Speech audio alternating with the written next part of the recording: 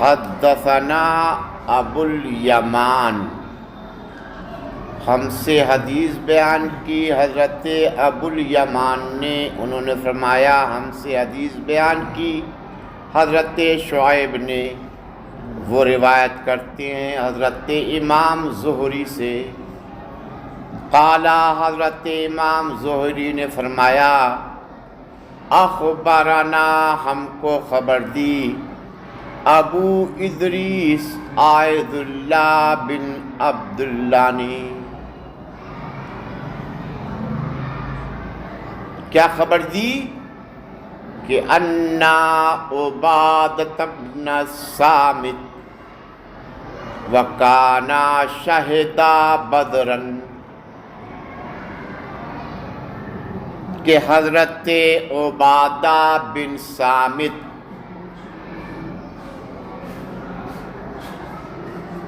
جنگ بدر میں حاضر ہوئے تھے۔ حضرت عبادہ بن صامت جنگ بدر میں حاضر، جلیل القدر صحابی رسول ہیں، تمام غزوات میں حضور کے ساتھ شریک رہے حضرت عبادہ بن صامت۔ وکانا شہدا بدرن، حضرت عبادہ جنگ بدر میں شریک ہوئے تھے، حاضر ہوئے تھے۔ شہدا کا معنی حاضر۔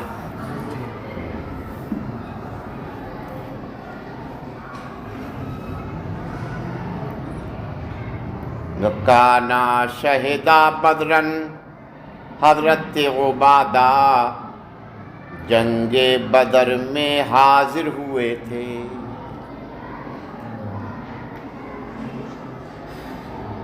جنگ بدر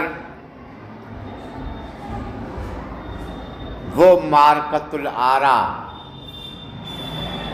جنگ ہوئی 17 رمضان المبارک سن 2 ہجری۔ جنگ بدر کب ہوئی؟ 17 رمضان المبارک سن 2 ہجری میں جنگ بدر واقع ہوئی، جس میں مسلمانوں کو فتح عظیم حاصل ہوئی۔ کفار کے بڑے بڑے لوگ اس میں مارے گئے، ابو جہل اس میں مارا گیا، عتبہ اس میں مارا گیا، شیبہ اس میں مارا گیا، کفار کے بڑے بڑے سردار اس میں مارے گئے، مسلمانوں کو عظیم فتح حاصل ہوئی۔ یہ جنگ کب واقع ہوئی؟ 17 رمضان المبارک سن 2 ہجری میں۔ بدر ایک جگہ کا نام ہے، بدر ایک جگہ کا نام، جو مدینہ طیبہ سے جب مکہ شریف جاتے ہیں تو مدینے سے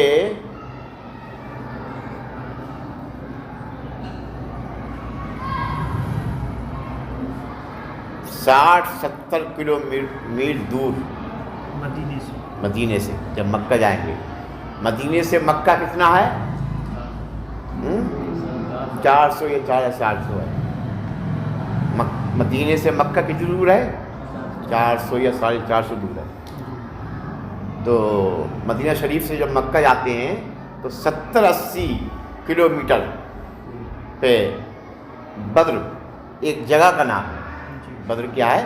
ایک جگہ کا نام ہے، اسی وہیں پہ جنگ ہوئی تھی، اسے کہتے ہیں جنگ بدر۔ عظیم مسلمانوں کو فتح حاصل ہوئی تھی، کفار کے بڑے بڑے سردار اس میں مارے گئے تھے۔ حضرت عبادہ جنگ بدر میں حاضر ہوئے تھے۔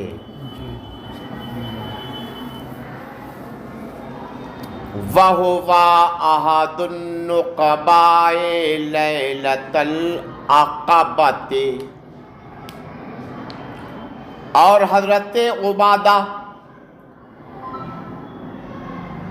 لیلۃ العقبہ کے نقیب بنائے گئے تھے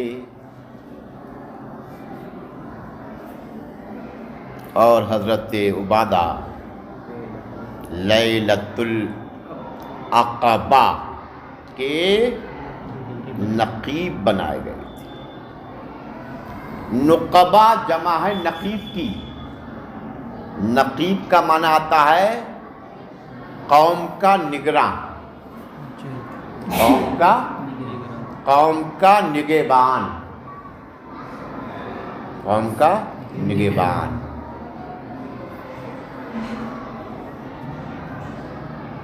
لیلۃ العقبہ، عقبہ کی رات۔ عقبہ پہاڑ کی گھاٹی کو کہتے ہیں۔ عقبہ گھاٹی کو کہتے ہیں۔ جہاں جمرۃ العقبہ واقع ہے، جہاں جس کو بڑا شیطان کہتے ہیں، جس کو جہاں حاجی لوگ 10 ذی الحجہ کو کنکری مارتے ہیں۔ یہ جگہ کہاں پہ ہے؟ منی میں۔ یہ جگہ کہاں ہے؟ منی میں۔ منی میں جمرۃ العقبہ، جمرۃ العقبہ۔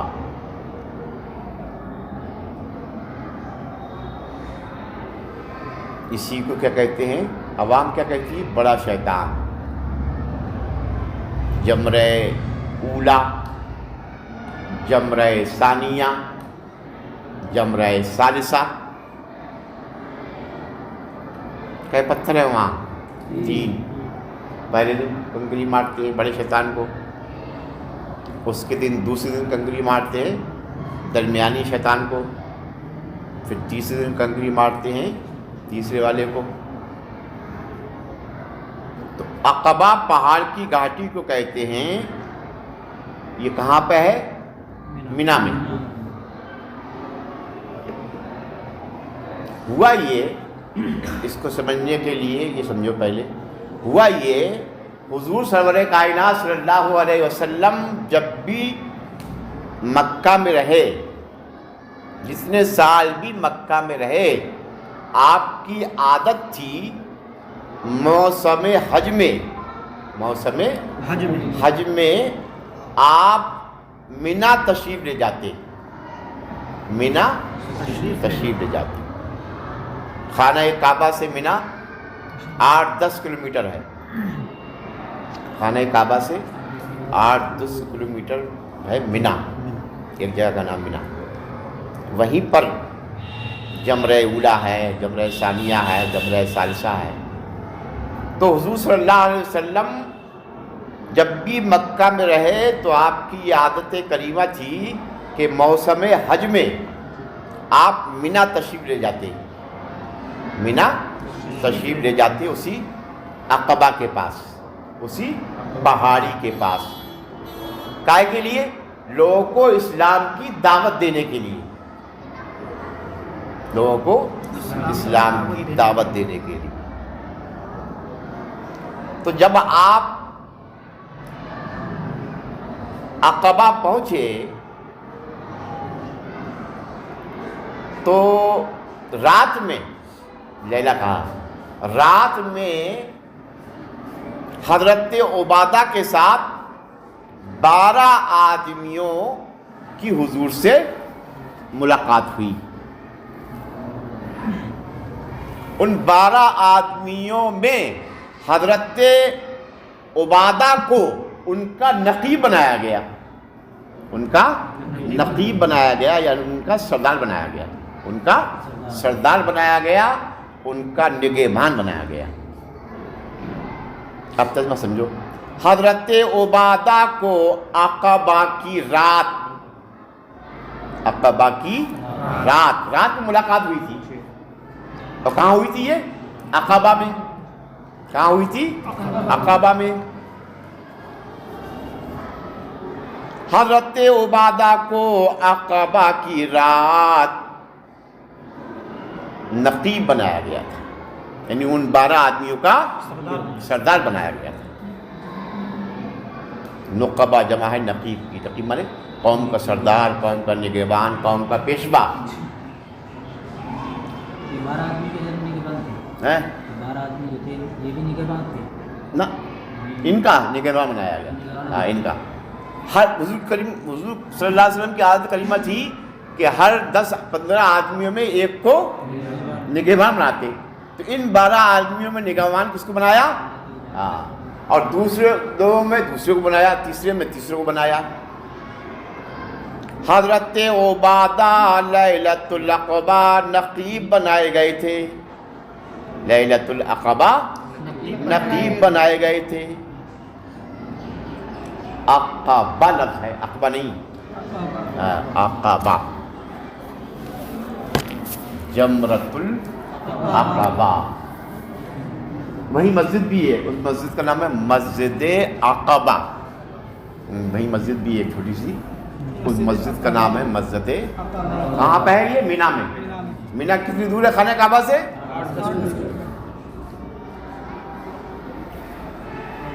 ان رسول اللہ صلی اللہ علیہ وسلم قال، حضرت عبادہ فرماتے ہیں کہ رسول اللہ صلی اللہ علیہ وسلم، اب حدیث یہاں سے شروع ہے، حضرت عبادہ فرماتے ہیں کہ رسول اللہ صلی اللہ علیہ وسلم نے فرمایا وَحَوْلَهُ إِصَابَةٌ مِّنْ أَصْحَابِهِ،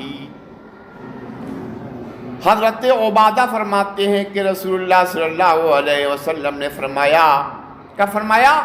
جبکہ آپ کے ارد گرد آپ کے اصحاب کی جماعت بیٹھی تھی، جبکہ آپ کے ارد گرد آپ کے اصحاب کی، اصابت میں جماعت، اصابت مانے جبکہ آپ کے اس ارد گرد آپ کے اصحاب کی جماعت بیٹھی تھی، اس وقت حضور نے فرمایا بایعونی، اے میرے اصحاب مجھ سے بیعت کرو اس بات پر ان لا تشرکوا باللہ شیئا، کہ تم لوگ اللہ کے ساتھ عبادت میں کسی کو شریک نہیں ٹھہراؤ گے، کسی کو شریک نہیں ٹھہراؤ گے۔ پہلی بیعت۔ وَلَا تَسْرِقُوا، اور تم چوری نہیں کرو گے۔ وَلَا تَزْنُوا، اور تم زنا نہیں کرو گے۔ وَلَا تَقْتُلُوا أَوْلَادَكُمْ، اور تم اپنی اولاد کو قتل نہیں کرو گے۔ تم مجھ سے اس بات پر بیعت کرو، تم اپنی اولاد کو قتل نہیں کرو گے اس بات پر۔ وَلَا تَأْتُوا بِبُهْتَانٍ تَفْتَرُونَهُ بَيْنَ أَيْدِيكُمْ وَأَرْجُلِكُمْ، اور تم کسی پر بہتان نہیں لگاؤ گے جس بہتان کو گڑا ہو تمہارے ہاتھوں نے اور تمہارے پیروں نے۔ لغوی ترجمہ یہ لگایا میں نے، اور اصطلاحی تم کسی پر بہتان نہیں لگاؤ گے جس کو تم نے خود گڑا ہو، تم کسی پر نہیں لگاؤ گے جس کو تم نے خود گڑا ہو، ایسا بہتان کسی پر نہیں لگاؤ گے۔ بہتان کسے کہتے ہیں؟ جسے سن کر سننے والا ہکا پکا رہ جائے، جسے سن کر سننے والا مبہوت ہو جائے، مبہوت ہو جائے، ہکا پکا رہ جائے، ایسا الزام بالکل گڑھا ہوا جسے سننے والا سن کر کے رہ جائے۔ اور تم کسی پر بہتان نہیں لگاؤ گے ایسا بہتان جس کو تم نے خود گڑھا ہو، جس کو تم نے خود گڑھا ہو۔ ایدیکم و ارجلکم سے مراد ہے ذات، جو تمہاری ذات نے گڑا ہو، جو تمہارے ذات نے گڑا ہو، یعنی تم نے خود گڑا ہو، اور ایسا بہتان نہیں لگاؤ گے جس کو تم نے خود گڑا ہو۔ وَلَا تَعْصُوا فِي مَعْرُوفٍ، اور تم اچھے کام میں نافرمانی نہیں کرو گے، اور تم اچھے کام میں ان باتوں پر مجھ سے بیعت کرو، حضور نے فرمایا اپنے اصحاب سے۔ اور آگے کیا فرمایا؟ فَمَنْ وَفَى مِنْكُمْ، تو تم میں سے جس نے ان چیزوں کو پورا کیا، تو تم میں سے پورا کیا یعنی ان پر عمل کیا، یعنی ان پر عمل کیا، فَأَجْرُهُ عَلَى اللَّهِ، تو اس کا ثواب اللہ کے ذمہ کرم پر ہے۔ وَمَنْ أَصَابَ مِنْ ذَلِكَ شَيْئًا، اور جس نے اس میں سے کچھ بھی کیا، اور جس نے کچھ بھی کیا ان گناہوں میں سے کوئی گناہ اگر کر لیا، فَعُوقِبَ فِي الدُّنْيَا، اور اسے دنیا میں سزا دے دی گئی، فَهُوَ كَفَّارَةٌ لَهُ، تو یہ سزا دینا اس کے لیے کفارہ بن جائے گا، اس کے گناہ ختم ہو جائیں گے۔ چوری کی سزا مل گئی، زنا کیا سزا مل گئی دنیا میں، فَهُوَ كَفَّارَةٌ لَهُ، تو یہ اس کے لیے کفارہ بن جائے گا، اس کے گناہ کیا ہے؟ معاف ہو جائیں گے، آخرت میں اس پر کوئی عذاب نہیں ہوگا۔ شرک کے علاوہ اور تمام گناہوں کا۔ وَمَنْ أَصَابَ مِنْ ذَلِكَ شَيْئًا، دوسری سو سنو، جس نے اس میں سے کچھ بھی کیا، جس نے ثُمَّ سَتَرَهُ اللَّهُ، پھر اللہ نے اس کو چھپا دیا، پھر اللہ نے اس کو چوری کی، بات آؤٹ نہیں ہو پائی، چھپ گئی، اللہ نے اس کو چھپا دیا، فَهُوَ إِلَى اللَّهِ، تو اب وہ اللہ کے ذمہ کرم پر ہے، ان شاء عفا عنہ، اگر چاہے تو اس کو معاف کر دے، وَإِن شاء عَاقَبَهُ، اگر چاہے اس کو سزا دے۔ کوئی گناہ کیا، اللہ نے اس کو چھپا دیا، وہ آؤٹ نہیں ہو پایا، فَهُوَ إِلَى اللَّهِ، تو وہ کیا ہے؟ اللہ کی طرف ہے، اگر چاہے تو اس کو معاف کر دے اور چاہے اس کو۔ صحابہ عرض کرتے ہیں فَبَايَعْنَاهُ عَلَى ذَلِكَ، تو ہم نے حضور سے ان تمام باتوں پر بیعت کی، ہم نے حضور سے بیعت کی۔ باب من الدین الفرار من الفتن، فتنوں سے بھاگنا، فتنوں سے بھاگنا یہ دین کی علامتوں میں سے ایک علامت ہے، اس کا باب۔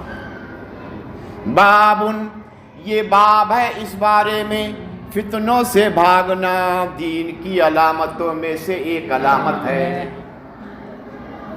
ہم سے حدیث بیان کی حضرت عبداللہ بن مسلمہ نے، مسلمہ وہ روایت کرتے ہیں حضرت امام مالک سے، وہ روایت کرتے ہیں حضرت عبد الرحمن بن عبداللہ بن عبد الرحمن بن ابی صعصع سے، وہ روایت کرتے ہیں اپنے والد سے، ان کے والد روایت کرتے ہیں حضرت ابو سعید خدری سے۔ یہ حدیث مروی ہے حضرت ابو سعید خدری سے، جلیل القدر صحابی رسول ہیں، بہت سارے غزوات میں حضور کے ساتھ شریک رہے۔ حضرت ابو سعید خدری جلیل القدر صحابی رسول ہے۔ انہو قال، حضرت ابو سعید خدری نے فرمایا کہ رسول اللہ صلی اللہ علیہ وسلم نے ارشاد فرمایا، کیا ارشاد فرمایا؟ یوشکو ان یکونا خیرا مال المسلم غنم۔ حضور صلی اللہ علیہ وسلم نے ارشاد فرمایا وہ زمانہ بہت قریب ہے، وہ زمانہ بہت قریب ہے۔ اوشکا افعال مقربہ میں سے ہے، افعال وہ زمانہ بہت قریب ہے کہ مسلمانوں کا بہترین مال بکریاں ہوں گی، مسلمانوں کا یتبع بہا شعف الجبال و مواقع القطر۔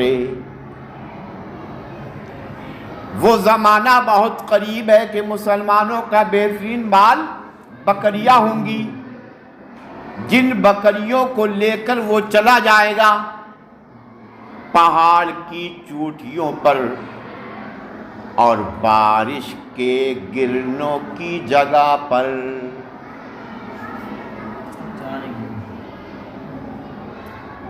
شام مانے چوٹی، مواقع مانے گرنے کی جگہ، القطر مانے بارش۔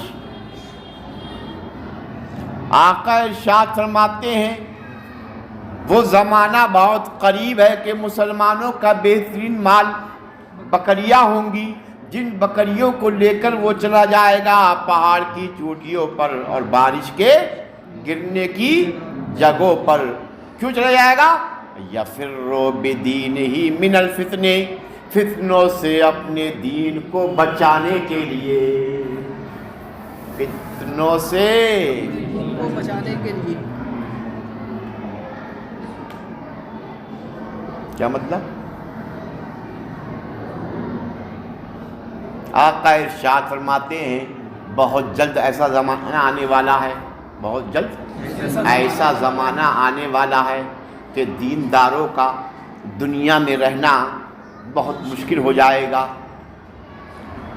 کفر و معاصی کا زمانہ ہوگا، ظلم و ستم کا زمانہ ہوگا، دیندار لوگ بکریاں لے کر پہاڑ کی چوٹیوں پہ چلے جائیں گے، تنہائیوں میں چلے جائیں گے، بارش کے گرنوں کی جگہ میں چلے جائیں گے، یعنی جنگلوں میں چلے جائیں گے، پہاڑ کی چوٹیوں میں چلے جائیں گے اور وہیں گوشہ نشی اختیار کریں گے، وہیں اللہ کی عبادت کریں گے، کھانے پینے کے لیے بکریاں ساتھ لے جائیں گے، ان کو چرائیں گے، ان کا دودھ پئیں گے۔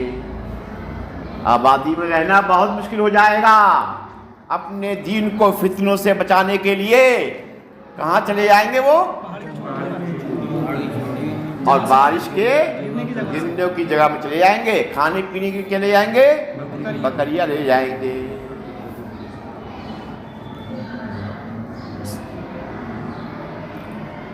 حضور کے غیب کا پتہ لگتا ہے اس سے، اس حدیث سے حضور کے غیب کا پتہ لگتا ہے کہ حضور نے فرمایا وہ زمانہ بہت قریب ہے کہ دینداروں کا دنیا میں رہنا بہت مشکل ہو جائے گا، دیندار لوگ آبادی سے نکل کر کہاں چلے جائیں گے؟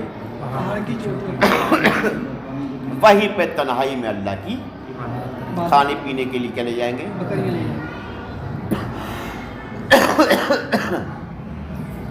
اسے چرائیں گے، اس کا دودھ پئیں گے۔ اور جانوروں کو لے جانے میں دقت ہے، اور جانوروں کو لے جانے میں دقت ہے، اور جو ہے وہ یہ پہاڑوں بھی چل جاتی ہیں، ان کا انتظام بھی، گائے بھینس کا انتظام بھی بہت کرنا پڑے گا، اس لیے غنم کا تذکرہ کیا۔ یہ با وفا جانور بھی ہے، پہاڑ کی چوٹیوں پہ چلی آئی۔ سونا چاندی لے آنے کا کوئی مطلب ہی نہیں ہے وہاں پہ، چونکہ کس کے ہاتھ بیچیں گے وہ؟ روپیہ لے آنے کا کوئی مطلب ہی نہیں ہے، جب تنہائی ہوگی وہاں پہ تو کس سے کیا خریدیں گے؟